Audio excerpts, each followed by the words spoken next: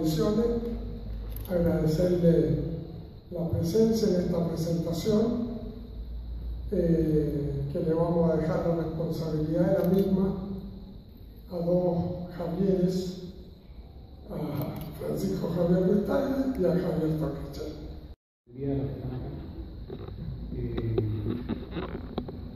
Es escritor, ha escrito, aparte de este libro, otros dos que han sido también editados por Virtual.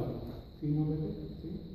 Uno en edición impresa y el otro en edición digital. Memoria del futuro y la caída del dragón y el águila.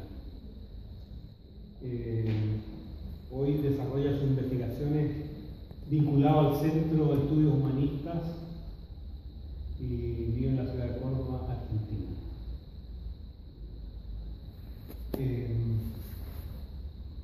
De este libro, ¿qué se puede decir? Se pueden decir muchas cosas. No es un libro fácil. Solo las buenas, joder. No, arriesga. Bueno, voy a contextualizar un poco.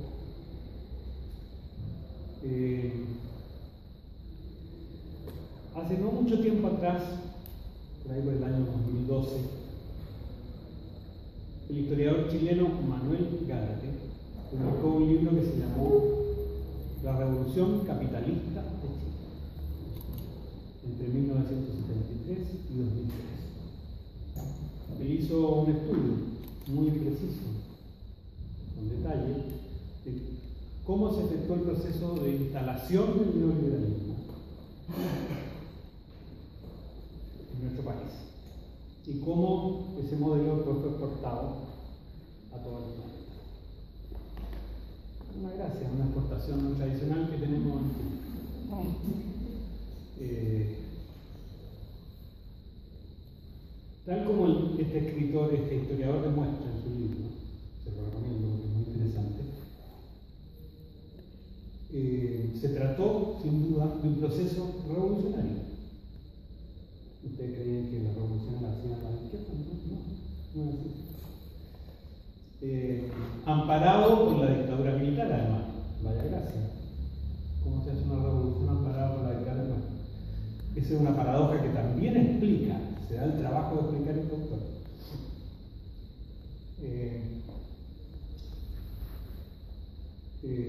Este proceso revolucionario entonces lo que hizo básicamente fue desmantelar todas las estructuras que había montado lo que se conoce como el desarrollismo, que venía de los años 40, de los años 30, en realidad, 40 años, impulsando cosas como la industrialización, etcétera, etcétera, la educación pública, la salud, bueno, una serie de medidas que tuvieron un largo desarrollo. Estos tipos la liquidaron en como mucho 10 años. Esa revolución. Impusieron entonces a la fuerza, por supuesto, sus propias tesis. El problema es que ese proceso fue tan radical que sigue operando hasta nuestros días. Cuando se discuten reformas educacionales en este país, por ejemplo. Básicamente porque tienen evidencia, aunque poca gente lo diga, que resulta prácticamente imposible volver atrás.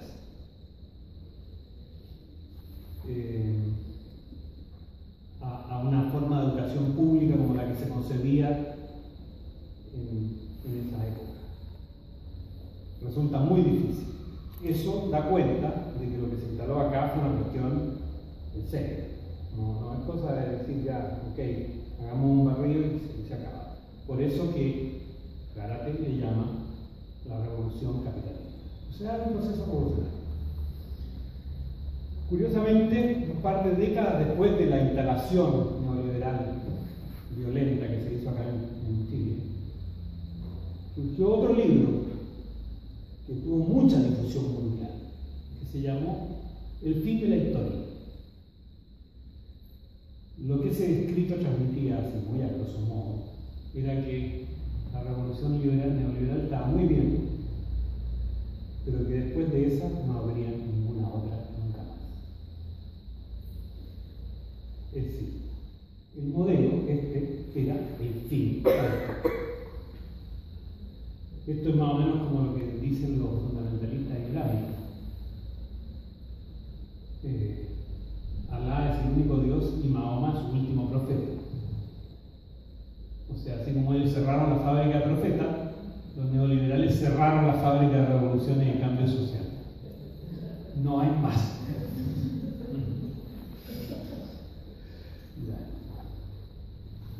El problema más grave de esto es que esas tesis se han terminado por hacer carne en los pueblos y, por cierto, también en sus dirigencias. Hoy, los viejos revolucionarios son todos socialdemócratas. Es decir, apuestan por los cambios graduales, ojalá bien graduales, que en ningún caso, y ese es el problema, afectan a las estructuras fundamentales impuestas por la revolución capitalista. O sea, esos cambios son, nosotros alguna vez ironizando hemos dicho cosméticos, es una buena expresión, pero hay algunos más profundos, otros menos, qué sé yo, pero no son estructurales, a eso vamos. No son jamás estructurales. De hecho, cualquier intento de transformación un poquito más profunda, como la que se podría decir que es la reforma educacional, si es que es más profunda, genera tal escándalo que aparece la presidenta diciendo que la campaña del terror, qué sé yo, y básicamente eso se constata o se argumenta con la cosa de que son leyes naturales, que son inmutables. Bueno, ¿por qué digo todo esto? Porque el libro de Javier, amigo acá, viene a rescatar esa dimensión histórica y por lo tanto transformadora del ser humano. Pero vamos más lejos, porque intenta demostrar que estamos íntimamente configurados para cambiar el mundo. O sea, no es que lo cambiamos, bueno ya, que no nos queda otra, no. La configuración, digámoslo, psicológica, temporal, no sé cómo llamarla, está hecha para que el ser humano se aplique a cambiar el mundo.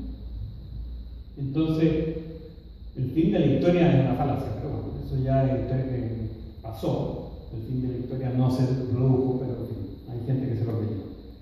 Esta mano, que aparece ahí, esa manito, tiene 40.000 años.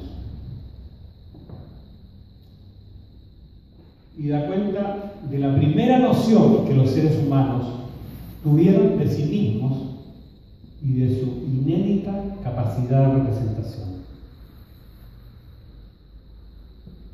Por algunos años a mí me tocó impartir cursos de historia del arte. Curiosamente, cuando abordábamos el paleolítico, que es parte del estudio de historia del arte importante, nos referíamos a ese arte.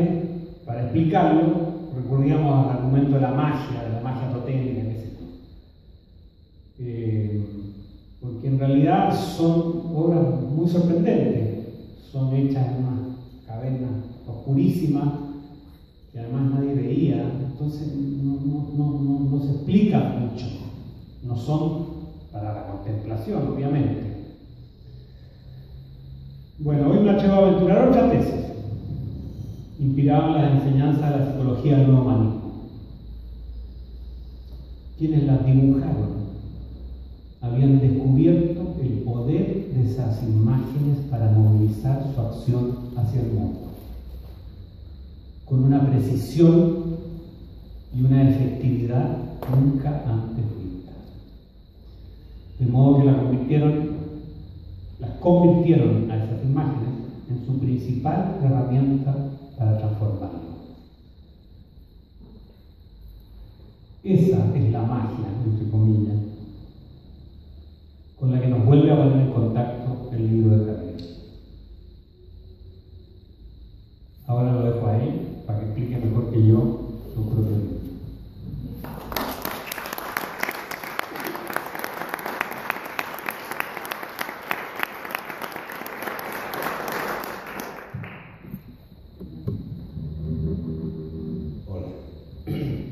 Bueno, gracias Pancho. Pancho es además quien ha diseñado la tapa del libro con esa manito. Él es de su plena y total inspiración, cosa que nos ha gustado mucho. Muchísimas gracias a la editorial virtual, ante todo, a Pepe Pérez,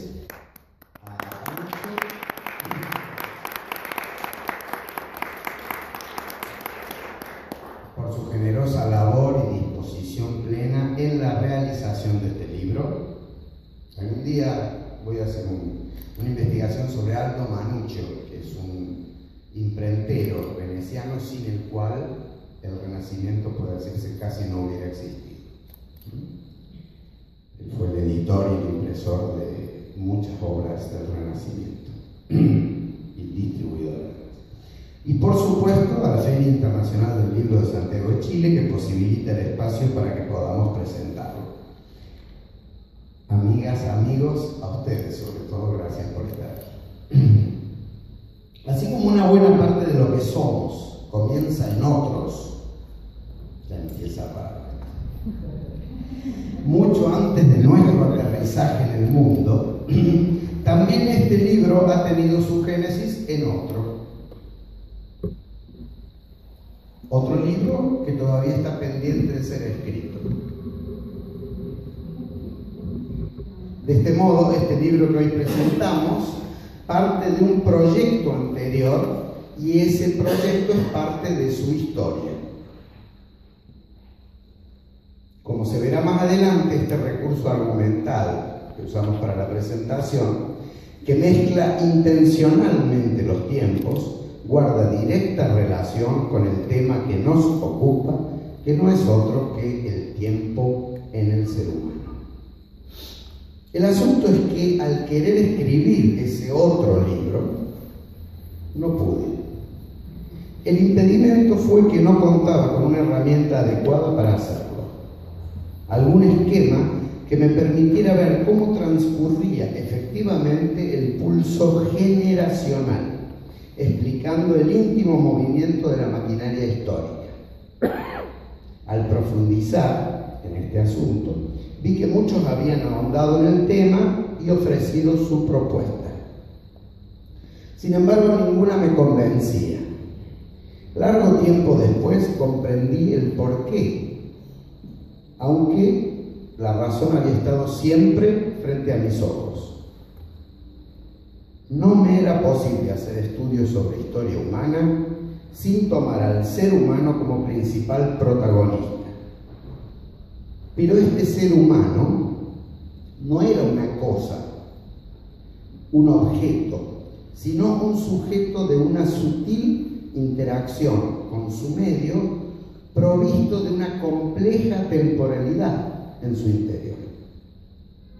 Para acceder entonces a lo humano y a su acción histórica, era tarea ineludible acercarme a esa temporalidad en la interioridad humana. La idea más general del trabajo se indica en su contraportada.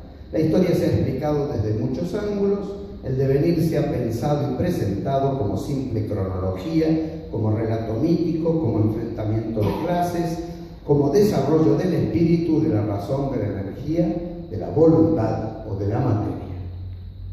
En todo esto, el ser humano ha sido relegado a un papel secundario, a una entidad accesoria, determinada y sometida al vaivén de fuerzas externas. En este libro se estudia la posibilidad de pensar la historia desde su principal protagonista, el ser humano, cuya íntima temporalidad encarna en sucesivas y a la vez coexistentes generaciones.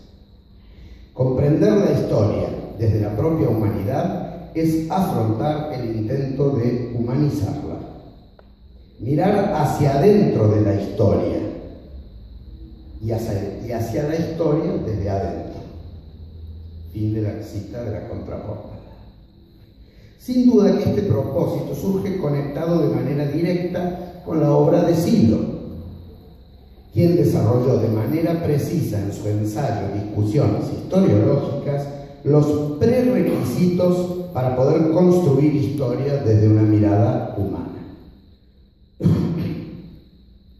Por tanto, no es posible presentar correctamente este libro sin mencionar, aún de manera breve y sin ninguna ambición exegética, algunas de las principales ideas de Sylow, tocando sobre todo los aspectos relacionados con la materia que abordamos hoy. Sylow ha hecho múltiples y numerosos aportes a distintos campos del conocimiento humano. Pese a su intenso relacionamiento con temas propios de la gnoseología, ontología o filosofía, su interés es esencialmente existencial. Su preocupación está puesta en el ser humano concreto y su pregunta es acerca del sentido de la vida humana. La rebelión contra la muerte y la superación del dolor y sufrimiento aparecen en su concepción como proyecto vital básico, imprimiendo a la historia humana su dirección más general. La pesquisa sobre la intimidad humana y su estructuralidad dinámica con lo circundante lo llevan a una definición completamente novedosa sobre lo humano, totalmente alejada del naturalismo vigente. Este adquiere entonces la dimensión de un, comillas, ser histórico cuyo modo de acción social transforma su propia naturaleza. Cierre comillas. Por sobre todo, la clave interpretativa que coloca Sylow en lo humano es su característica intencional.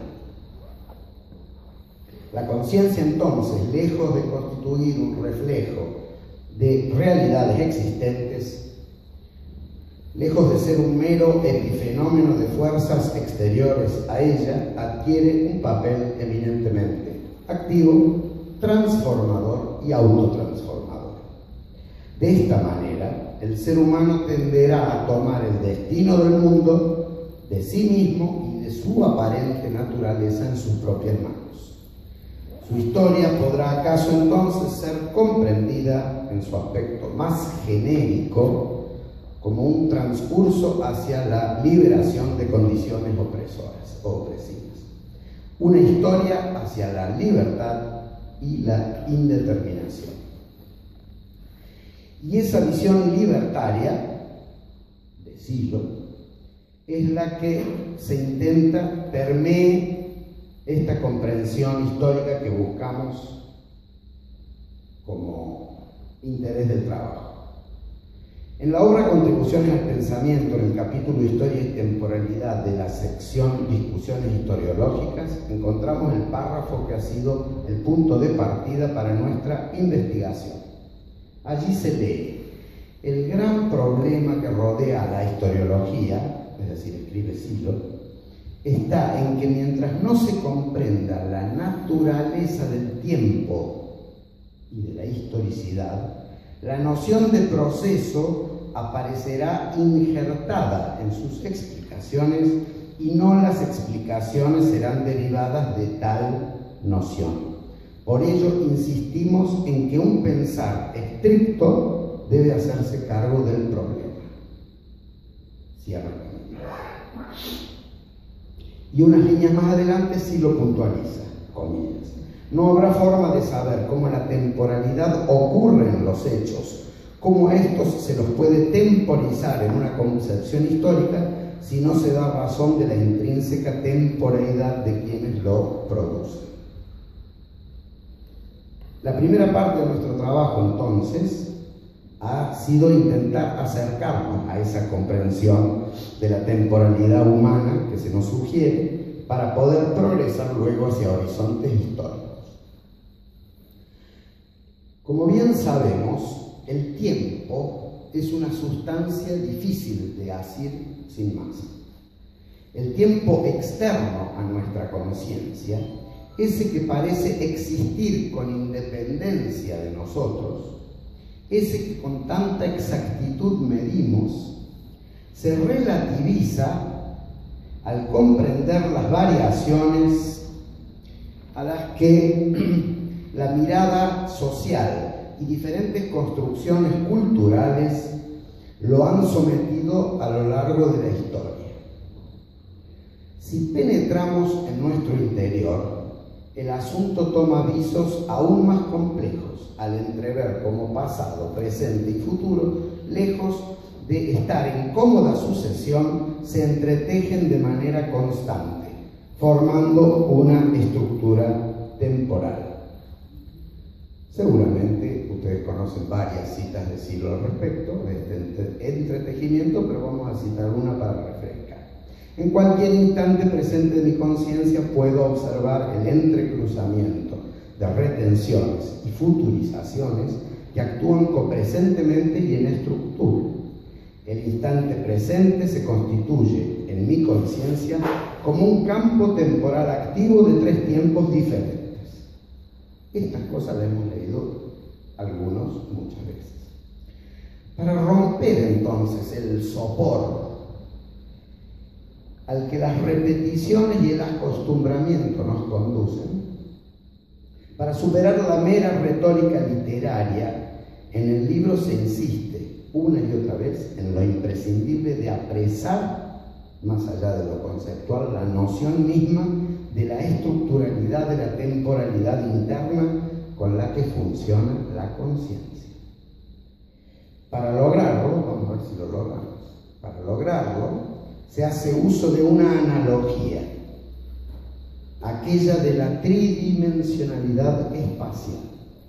Se dice en el libro, comillas, y ahora es de este libro, si frente a un objeto lo descomponemos en sus coordenadas espaciales por efectos de la direccionalidad que imprimimos a nuestra mirada, podemos observar cada uno de sus ejes. Para estudiarlo, al atender a una particularidad, se nos pierde el conjunto del objeto. Sin embargo, en la experiencia vital no analítica, sucede algo muy distinto. Apresamos simplemente el objeto tridimensionalmente como una estructura que nos permite sintetizar el conjunto sin separarlo en categorías espaciales abstractas. Lo mismo estamos proponiendo respecto a la temporalidad. Es sencillo comprender cómo cada uno, cuando por ejemplo intenta evocar algún suceso de su pasado, se dirige a la zona de su memoria. O cuando imagina un acontecer próximo, está pensando en el futuro. Mientras que todos, centrados y atentos a la situación en la que estamos, nos ubicamos en un tiempo presente. Pues bien, lo que en verdad sucede es que todo eso ocurre al mismo tiempo. Lo que proponemos entonces, y esa es una de las bases conceptuales de esa comprensión del tiempo interno del ser humano en este libro, es experimentar y comprender al tiempo tridimensionalmente en cada instante. Dicho de otra manera, pasado y futuro viven tanto en el ahora como el ahora mismo. A partir de esa vivencia, hemos trazado en 11 tesis sucesivas un posible esquema que, partiendo de este átomo conceptual esencial, va recorriendo en espiras cada vez más amplias la construcción histórico-social. De este modo, en un inmediato acercamiento a lo interpersonal, emergen las generaciones como acumulaciones de temporalidad que refieren a un similar paisaje de formación, proyectando en su quehacer una visión necesariamente distinta a la de otros conjuntos humanos coexistentes en el mismo espacio, pero distantes en su triple configuración temporal. De la tensión resultante en esa interrelación de generaciones diferentes, de acumulaciones temporales diferentes, surge la pulsión básica de cada momento histórico. El momento histórico puede considerarse, como también lo indica Sylow, un retículo mínimo a partir del cual pueden comprenderse dinámicas históricas más amplias. Habiendo develado entonces algo más sobre ese lazo que conecta a personas de coetaneidad relativa en base a una sensibilidad común de época, lazo sutil que a su vez opera como diferenciador de otras sensibilidades generacionales coexistentes, hemos intentado ir más allá preguntándonos cómo puede denominarse aquella conexión que unifica en sentido de proceso la acumulación de aportes de generaciones aún más distantes en el tiempo. ¿No es cierto? Una cosa es, sabemos que las generaciones coexisten, y sin embargo, desde paisajes y propuestas diferentes. Y otra cosa es pensar qué es lo que une a generaciones distantes en el tiempo, es decir, no necesariamente coexistentes, que van construyendo el proceso histórico. No nos cabe duda que estamos aquí en presencia de aquello que solemos denominar cultura. La cultura, entonces, deviene en este planteo construcción y dinámica, alejándonos de aquella fijeza con la que habitualmente se alude a ella. Esos rasgos culturales nunca son sustancias originales y simples, sino producidos complejos, fruto del proceso histórico generacional y además de la mixtión generada por el contacto progresivo de los distintos pueblos. Este proceso histórico no es azaroso, sino que independientemente de la tragedia y la repetición observable en muchos de sus pasajes, deja entrever una dirección general, coherente con la necesidad humana de ampliar su libertad. Con lo anterior, bien podríamos habernos dado por satisfechos mostrando un modo de hilar la historia desde la interioridad humana, al menos desde aquello que en ella navega en una exquisita y compleja temporalidad. Pero no nos hubiera bastado para dar respuesta a la exigencia que nos llevó a intentar avanzar en la cuestión. Nuestro interés era producir una herramienta de análisis histórico que, al menos como aspiración, nos ayudara a introducirnos prácticamente en distintos tiempos y culturas para penetrar su sustrato, más allá de la habitual cronología de hechos y personajes. De eso trata la segunda parte de este ensayo. En ella se busca trazar las principales coordenadas para comprender cualquier momento histórico, considerando a este como la célula mínima de tejidos históricos más extendidos. Elegimos entonces al momento histórico como objeto de estudio. Para investigarlo adecuadamente, se recurre al método estructural dinámico, otro gran aporte de la doctrina siloísta. Este método propone una descripción que contempla a un objeto inserto en una estructura y no aislado de toda relación externa e interna. Además, trata de aprehender el movimiento inherente al objeto a través de un análisis de proceso que le proporciona encuadre temporal, un modo dinámico en que se relaciona con otros factores de manera concomitante y observando por último, como si se tratara de una tomografía animada, el juego de fuerzas que hace que ese ente se transforme, dando respuestas a las exigencias del medio y de su propia evolución. Son asuntos complejos que sintetizo rápidamente. Como decíamos antes, fue revelador para nosotros colocar a la cultura como ámbito mayor de todo momento histórico.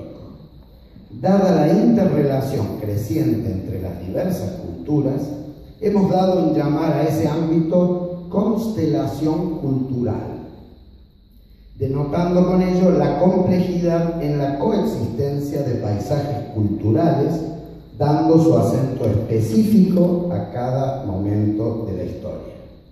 Haciéndolo más sencillo, hemos querido mostrar cómo los pueblos, en su desarrollo, emiten una suerte de mandato o proyecto cultural lanzado ya desde su relato mítico, que sin ser tomado como determinismo no puede ser obviado en el análisis. El ensayo continúa construyendo una tesis que posibilite pensar en estudios aplicados, intentando eludir los escollos teóricos que van apareciendo.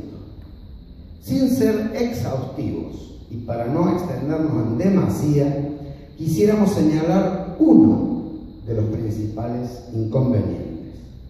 Se trata del modo de identificar a una generación. Ustedes comprenderán que si se toma a la interacción generacional como motor de la historia, como dinámica íntima del hecho social, no será posible pasar por alto el modo de definir a cada generación interactuante. Numerosos estudiosos se enfrentaron al problema y dieron sus respuestas. En general, lo que se hizo fue intentar acotar mediante intervalos de tiempo diversos a cada generación, tomando zonas de tiempo próximas como puntos de partida de cada una.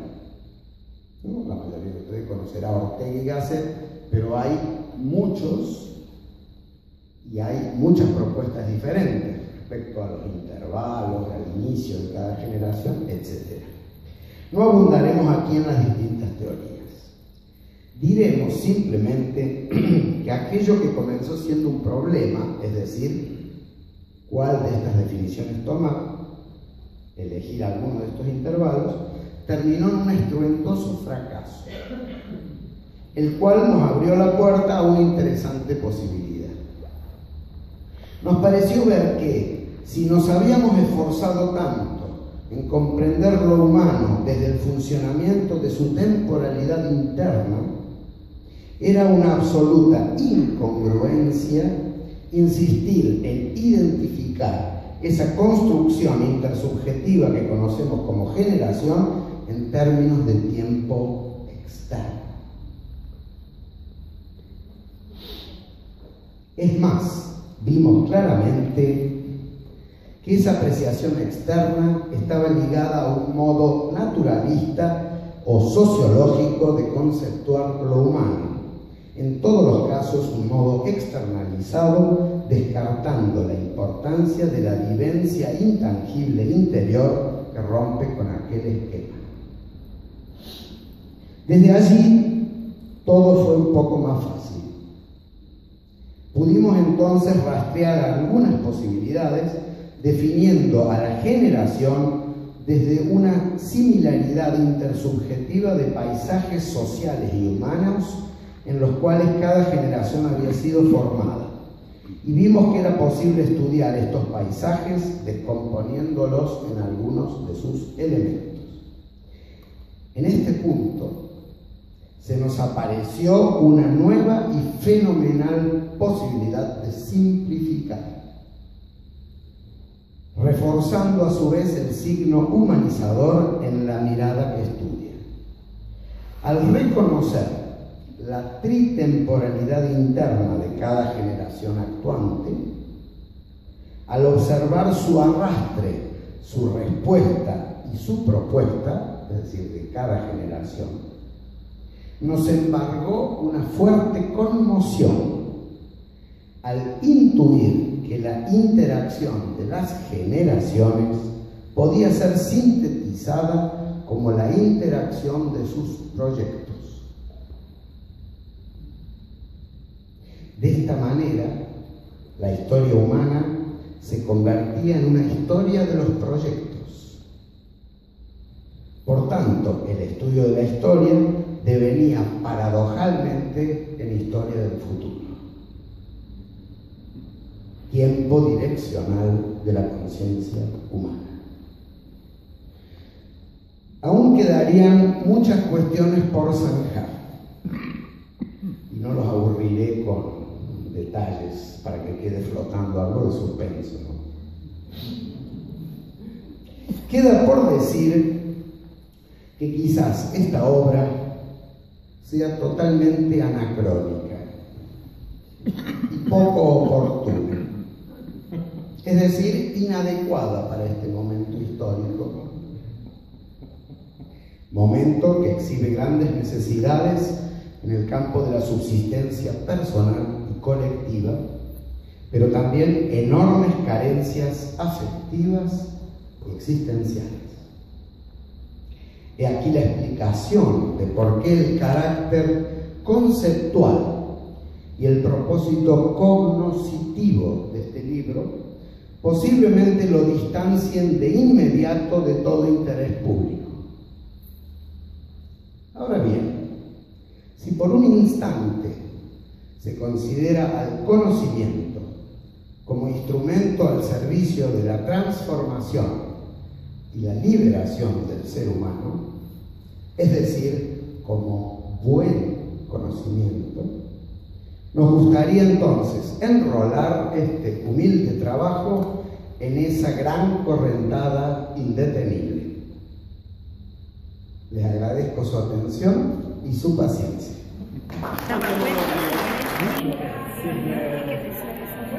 Para